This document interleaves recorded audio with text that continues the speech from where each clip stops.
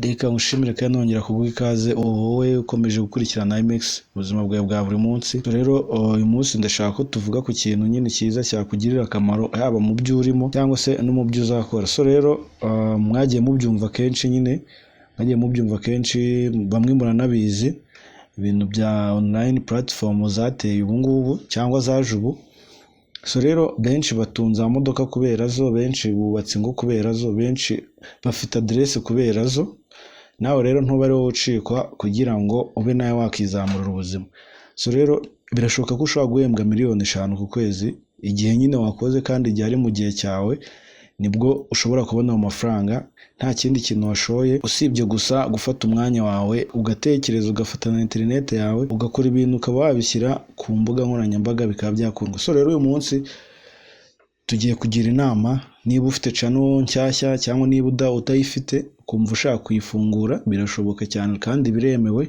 Biranashoboka ko nyuma y'igihe runaka cyaba gito cyangwa kinini nawe wazatangira kurya ku mafaranga atagira ingano cyangwa amafaranga ya buri kwezi. Nyine ukaba umeze nk'umuntu ufite ikirombe mu nzu iwe acukura buri munsi cyangwa buri kwezi. Rero ubundi gufungura YouTube channel ugomba kuba ufite email.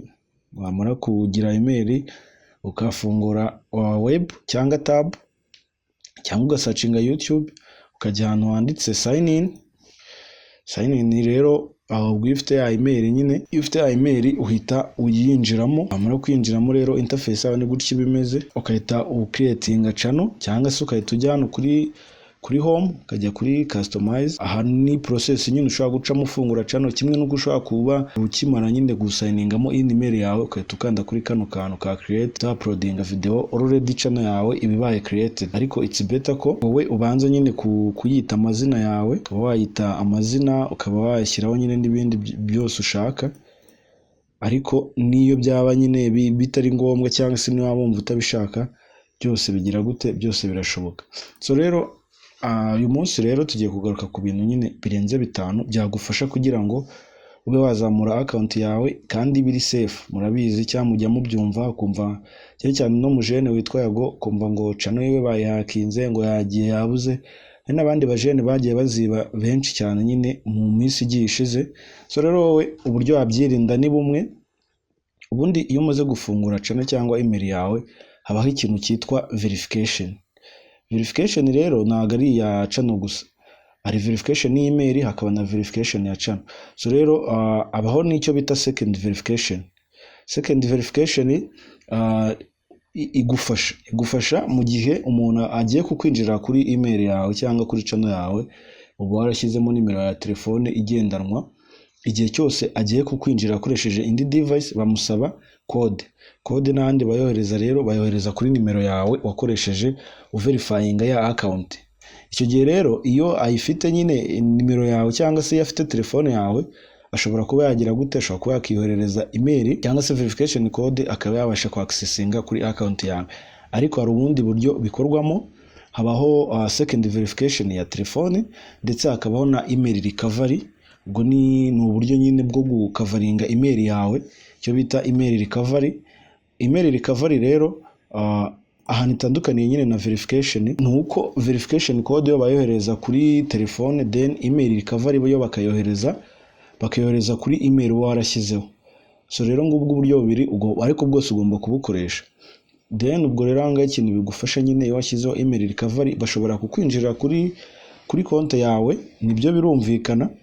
Ariko iyo hariho email recovery bahita baguhereza notification kuri ya email yawe bakakubwira ngo se ni wowe uri kuri nyine ino account yawe, ni wowe uyiriho. Waba atari wowe rero ukahita ubona ko ari umuntu ugerageje kuyinjiraho, ukaba wagira gute, ukaba wahita umukuraho cyangwa se ukahita nyine ubihakana. Kuko iyo ubihakanye direct ya account yabaye signed in mu yindi device ihita igira ute, ihita ivaho. Rero ibyo wenda ntabwo ari byo byari bituzanye uyu munsi, ariko nabyo nyine uba ugomba kubimenya. Ubundi bimwe mu bintu bishobora gutuma nyine account yawe ikura cyangwa se itera imbere vuba byihuse, igihe cyose ufunguye account yawe ya YouTube channel cyangwa n'indi platform yose yaba Instagram cyangwa TikTok, ugomba kumenya ngo nibuze ari ibintu 5 ugomba kugenderaho. Ikintu cya mbere ni uku uploading. Ikindi cya kabiri ni ugucreatinga content cyangwa se guhanga nyine igihangano cyawe uzajya unyuzaho. Ikindi cya gatatu ni ugukora nibuze rimwe ku munsi ukagira ikintu ugira ute, ukagira ikintu ushyiraho. Ikindi cya kane ni ukureba ibintu nyine byinshi bitandukanye. Urumva iyo ugikiriye content uba utaramenya ngo hano bizakundira hano wapi. Ubu niyo mpamvu rero ugomba kugira ute, ugomba gukora ibintu byose ubona bikuri hafi, haba ibintu byose mbega nyine ukabikoraho, then noneho wazamara kubona content yawe cyangwa se wabona nyine igikunzwe muri byo, kimwe mu gikunze muri byo nyine, ukaba ari icyo ugira ute, ukaba ari icyo ukomerezaho. Ikindi cya gatanu ni ukuba nyine ufite account yawe uri secure, apana kugenda ushyira email yawe mu matelefone agiye atandukanye cyangwa mu mashini menshi agiye atandukanye. Ibyo nubikora rero uzabe uzi ngo 50% ushobora kugira ute, kubura email yawe cyangwa channel yawe. So rero reka duhere ku cya mbere dusobanura nyine kwa uploadinga buri munsi. Buriya ntago ari ugupfa kwa uploadinga. Ushobora kuba wenda ubona bitewe n'ahantu uri cyangwa se n'abantu ubona nyine ushaka gutagetinga, icyo twita target audience, ukavuga ati wenda bitewe n'abantu nshobora kuba ndi kumwe nabo cyangwa nshobora kubana hafi yanjye, ngiye gukora content wenda n'urugero ya siporo. Abantu bakaba bazi ngo uno muntu afite content ya siporo, cyangwa se ngiye gukora content wenda entertainment, nzajya mvuga ku bintu nyine runaka, ku makuru mashya n'ibindi bintu nk'ibyo. Ibyo rero ikintu bizagufasha wewe uri gutangira channel cyangwa uri gutangira nyine urugendo rwa YouTube, kugira ngo ube wabasha nawe kubona kwa ayo madolari cyangwa ugira ikirombe nawe ucukuramo zahabu. Ibyo bizagufasha kuba utaba ambega ari ukuntu ushobora gukora ikintu ntigikundwa ariko hakaba ari ikindi wakora kigakundwa gusa nyine utabizi. That's why rero ugomba kugerageza content zirenga 5. Muri za content zirenga 5 nibuze ibyo uploadinga imwe ikagira views 10, 20, 30, ukabikora mu gihe cy'amezi 3 cyangwa ni bizatangira baba 100, usange babaye 1000. Aho rero bitewe niyo uzabona iri kuboostinga cyane kurusha izindi, niyo content uzagira ute, uzahita ukomerezaho. Icyo rero ni kimwe. Ikindi cya kabiri, hano hari settings ushyiraho. Ubwo iyo twabonye nyine ura-uploadinga, wamara ku uploadinga ukagira ikintu cyiswe verified. Ubwo buje hano ukugira nyine kuntu bikorwa, iyo wamaze ku uploadinga video hari title, hari description, hasi hakabamo thumbnail. Iyo rero utaraverifyinga channel yawe uzana kuri thumbnail, ugaklika kuri thumbnail bakahita bakubwira ngo gain access to use this feature. To add custom thumbnail, first verify your phone number. Ukahita ukanda kuri verify ugashyiramo nimero yawe. Iyo umaze gushyiramo nimero yawe bakoherereza code, noneho ukabasha nyine kugira ute, ukabasha kugira access cyangwa se ukabasha kuba washyiraho thumbnail runaka kuri content yawe, ikabasha kuba yagira ute, ikabasha kuba yakurura abantu bayireba cyangwa se icyo twita target audience mu rurimi rw'icyongereza. Ikindi cya gatatu rero iyo usoje biriya, ahantu handitse Ian munsi ya copyright nyine ni izo tabs uri kubona ku ruhande.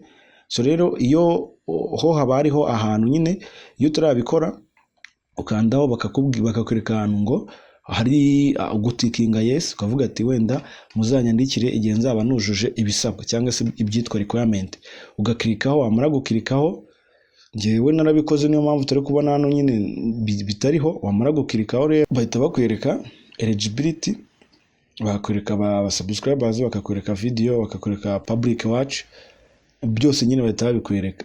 Ibyo rero aho ngaho bakubwira ati wenda niwuzuza aba subscribers 1000 n'amasaha 4000 last 36 days, bivuga ngo nyine mu gihe cy'umwaka cyangwa se mu gihe cy'iminsi 365 nibwo ugomba kuzuza ayo masaha. Bitandukanye n'abasabu ushobora kuba wenda wabahiga n'imyaka 2, ariko amasaha baguha igihe cy'umwaka cyo kuba wagira ute, cyo kuba washaka nyine amasaha 4000, cyangwa se icyo bitwita public shot. Bagusaba ko nibuze waka-uploadinga shot zikagira 1,010,000 views mu gihe cy'iminsi 90 ubwo n'amezi 3. Aho rero hagati ya public watch na short viewers uhitamo hamwe muri aho. Niyo mpamvu ubona ngo and one of the followings, nyine uhitamo kimwe muri ibyo, cyangwa se igipeza mbere y'ikindi, ikibaye nyine mbere y'ikindi, uhita ugira full access yo kuba wagira ute, waka-applyinga monetize. Iyo rero umaze ku-applyinga monetize cyangwa iyo wabaye monetize, ikintu cya mbere ubusabwa ugomba kuba ukora buri munsi cyangwa se nibuze mu cyumweru ukaba washyiraho nka video 3, kuko kuba monetize ni kimwe ndetse no kuba wakinjiza amafaranga ni ikindi. So rero iyo umaze kugirirwa nyine amahirwe yo kuba monetize, izi ni inama ngiye kukugira, bamwe muri mwe ntago mubizi, cyane cyane abantu benshi ntabwo babizi. Nyine buriya ni itegeko ko nibuze ugomba gukora video ziri hagati y'eshatu mu cyumweru kugira ngo babone ko account yawe iri kumuvinga. Rero ibyo ngibyo utabikoze ukaba wakimarira nk'ukwezi kumwe abiri se utarauploadinga, bahita bakwambura icyo twise monetize. Barayikwambura ukongera ugatangira azero ku kintu cyiswe watch time, nyine ukongera ukajya guhiga amasaha bundi bushya. So rero ntukajye ugira ubwoba nyine cyangwa wumve ngo uhangayitse uvuga ati se bizagenda gute, njye nzabigeraho ryari. Ikintu kimwe ugomba kumenya ni uko iyo winjiye muri ino game ugomba gukora buri munsi. Ikindi cya kabiri, ntabwo ugomba gucika intege. Waka-uploadinga video ikagira views imwe yagira ebyiri, ugomba nyine we guhora ukora igihe runaka, cyangwa se bitewe na content yawe ufite. Hari ukuntu nyine abantu baba basacinga ibintu byinshi bigiye bitandukanye. Si ngombwa ko umuntu aba akuzi kugira ngo akurebere video wapi, ahubwo wowe video yawe ikivuga cyangwa title yayo ari icyo twita related video cyangwa se video nyine bijya gusa. Hari ukuntu rero uba warakoze content runaka, imwe nakubwiraga ko ugomba kugerageza content zirenga 5 kandi ukajya ushyiraho nibuze buri video buri munsi. Hari ukuntu rero ushobora gukora nk'ukwezi cyangwa amezi 2 bitewe na content ukora, akaba ari undi muntu wenda usacinze cyangwa se bakajya bayigira featuring nyine. Hari ukuntu rero ureba video, wamara kureba video irimo hagati ugahita ubona munsi yayo bakuzaniye indi video. Biriya rero nibyo bita related content. Iyo rero wagiye ukora nyine content nyinshi zigiye zitandukanye, umuntu ashobora kureba ikintu kimwe mu byawe cyangwa se kimwe mu bisa n'ibyawe, nawe ukaba wabasha kugiraho boosting, cyangwa se akaba yareba na video yawe nyine kuko baba bagize gute, bayimweretse. So rero ibindi byose mujya mubona cyangwa mujya mubwirwa ngo kuzamura channel yawe, ngo gufungura iki, biriya ntago ari ngombwa. Biriya nyine ni scam cyangwa n'abantu baba bari kwishakira nyine izo watch time. Ibintu by'ingenzi ugomba kumenya, ufunguye channel yawe. Ikindi cya kabiri, ura-uploadinze nyine, creatinze content, ura-uploadinze. Icya gatatu, ukoze verify kugira ngo ujye ushyiraho thumbnail. Icya kane, ushyizeho recovery email, recover nyine email yawe cyangwa se email yo gukoresha mu gihe account yagize ikibazo. Ikindi cya gatanu, ukoze second verification. Second verification rero dore niyo iyi ngiyi. Second verification nyine igufasha kuba umuntu wese ugerageje gusayininga cyangwa kwinjira kuri account yawe, bahita baguhereza notification bakakubwira ngo ese ni wowe winjiyemo cyangwa n'undi muntu, ntago ari wowe. Icyo gihe rero iyo aba atari wowe, uhita ugira ute, uhita uvuga ngo ntago ari njyewe. Aba ari option ebyiri nyine zo guhitamo, ku buryo bahita bakubwira ati ni wowe cyangwa ntago ari wowe, ukahita uvuga ko atari wowe. Umuntu ugerageje ku accessinga kuri account yawe bakahita bamwima access. Ikindi ni ugukora cyane nyine, ugakora buri munsi kandi ukareba ibintu bigezweho biri update, cyane cyane muri entertainment cyangwa se mu bya siporo. Ubundi wowe ugakora nyine ushize amanga, nta kindi kintu biba bisabwa. Channel yawe mu gihe gitoya iba yabasha kuba yaba monetize. So rero kangushimire nyine kuwafasha umwanya wawe kumva iki kiganiro. Ndagira ngo ubwire ngo ikibazo cyangwa ikintu ushaka ko tugusobanurira, ugomba gusiga comment yawe ukatubwira nyine ikintu tukubwiraho runaka bitewe n'aho ugeze. So rero mwifurije amahirwe masa nyine muri uru rugendo, kandi nawe byaba byiza aya mafaranga uyariyeho. So rero akazi keza kandi ugira ibihe byiza wowe wabanye natwe muri iki kiganiro.